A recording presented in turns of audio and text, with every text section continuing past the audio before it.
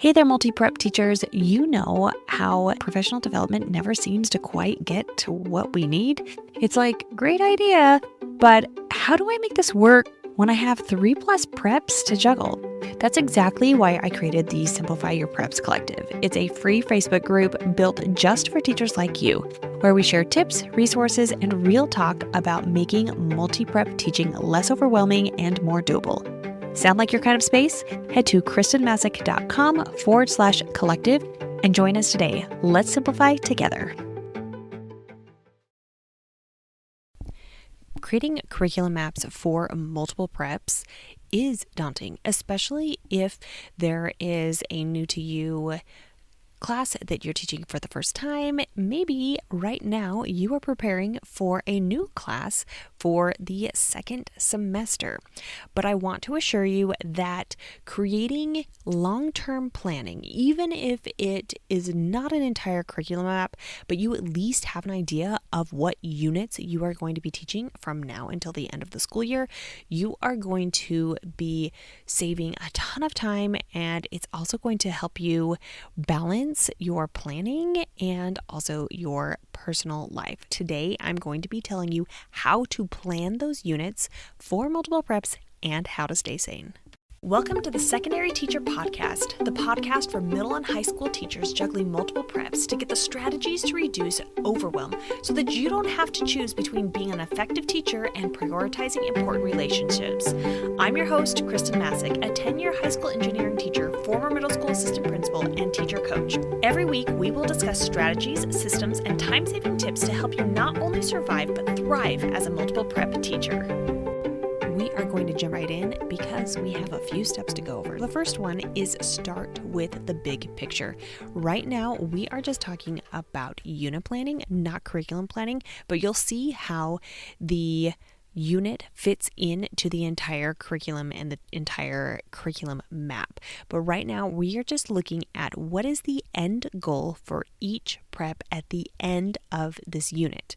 Typically, what it is it's going to be preparing them for the next unit or the end of the school year. I want you to figure out what that big picture is. What is it that they need to know now in order to be proficient in the next unit and even at the end of the school year? You can use AI as a way to help map out your unit plans from standards to daily lessons. That is simply by putting in some sort of prompt that is telling them what you're teaching, what grade level, and then here is the standards, or even it can be as broad as here is the topic for the unit, letting it know how many days you're planning on having this unit, and you can get even better results if you tell them the length of the class periods, and it will whip out an outline that you can even dive in deeper and have it create lesson plans. I also like to think about when you are doing that big picture, we're talking about backwards design, and I like to also start off with my ending assessment. What should students be able to learn? We already talked about that, but then what are they going to be able to do? So I can put a prompt into AI and give it all of the information as far as the standards, what is going on, and then ask it before I even have it do the unit plan itself, and ask for an end of unit assessment. And surprisingly, it has given me some really good responses. Moving on to step 2, aligning units across preps. So the way that you're going to save the most amount of time is going to be aligning your subjects or courses so that things can be happening at the same time. Now, a lot of times, especially as a multiple prep teacher, that can seem really overwhelming because there are a lot of moving pieces that you might not be able to see because you're in the thick of it, where you can have AI as your teaching assistant kind of take that bird's eye view, and it can look at your different units. It can look at all of your units. You can say, hey, this is happening in all of my classes. Can you see some overlap? Can you see some times where I might be able to streamline and minimize and simplify what I am doing so that I can do something very similar on each day. So it could be the topic itself. What is happening in this class versus this class? And it could be that they have some similar standards, but maybe it's different leveling. You've got a beginning, an intermediate, and advanced. It could be that you are aligning your things that you are doing in that class the same day. You could be using a teaching strategy that will work for every class on that same day. You could use any of your favorite strategies on one day, but make it so that you minimize your prep and planning, because you could give everybody a similar, if not the same, worksheet, because it isn't all filled in, and the students could fill all of that in, but all of your copies could be the same. So anytime you are using this strategy, you can just whip out this particular worksheet. It works for all of them, and they are just going to label the topic. You can also be having things occur on the same day, not just teaching strategies, but maybe you are doing labs all one day or work days all another day. There's also some strategy in kind of making it so that your work days don't align so that you can grade, or kind of intermix that and spread the love, make it so you can get things done. But it also can be somewhat strategic if you do have them all aligned on the same day. If you know that you are having a lot of grading that's going to be happening for one particular class, maybe you do have a lot of work periods so that you can get grading done during class and still be walking around and giving students feedback. Next is step 3, probably my favorite step, but you can have it help you plan around your personal calendar. You can be strategic in your unit planning around life events, birthdays, vacations, holidays, anytime that you know you're going to be gone. It could be conferences.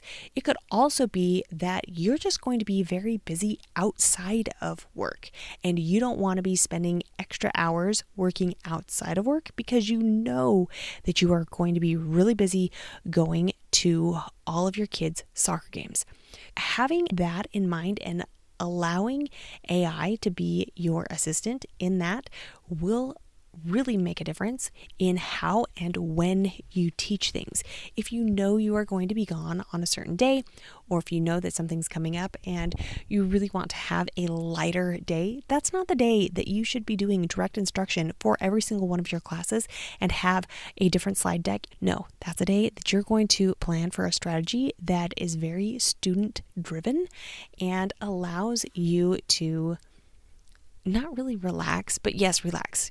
You know what I'm talking about, how those are two very different teaching days. One where you're losing your voice, and the other where you come home more refreshed. So make sure that you are utilizing your AI as your teaching assistant to adjust lesson sequences based on those days off and events that might interrupt your schedule.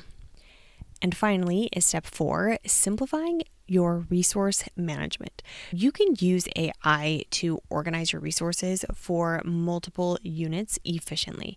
So for example, now when you search within Google Drive, it will search not only the titles, but it will start searching what's within your documents. So it's less about making sure that the title is what it is, but you don't have to be as specific in your title. As long as you have a topic and you are searching for that topic, more likely than not, you are going to be able to pull that up. So AI is kind of already working behind the scenes with that search engine optimization, but it can keep all of your resources in one place. I don't know if I would really say that this is AI as your teaching assistant, more or less that you are using automations and other online tools like Google that can really help you keep all those resources in one place so that you can find things and reuse things as easily as possible. Remember, effective unit planning doesn't have to be stressful or time consuming. Let's go over those steps again so that you can get started today. Step 1, start with the big picture. 2, align units across preps. 3, plan around your personal calendar. And 4, simplify your resource management. If you found today's episode helpful, make sure you share this with your teacher bestie or leave me a rating and review. Until next week.